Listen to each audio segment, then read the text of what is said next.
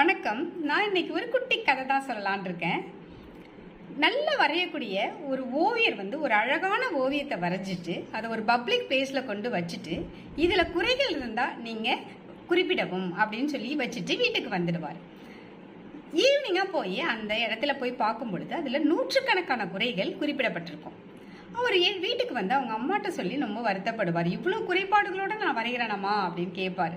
அதுக்கு அவங்க அம்மா சொல்லுவாங்க, இதே ஓவியத்தை அச்சு அசலா அப்படியே நீ வரைஞ்சி என்கிட்ட கொடு, குறிப்பு மட்டும் வேற நான் எழுதுறேன் அப்படின்னு சொல்லிட்டு மறுநாள் எடுத்துட்டு போய் அதே ஓவியத்தை அதே இடத்துல வச்சுட்டு குறிப்பு என்ன எழுதியிருப்பாங்க அப்படின்னா, இந்த ஓவியத்துல ஏதாவது குறை இருந்தால் திருத்தவும் அப்படின்னு எழுதியிருப்பாங்க.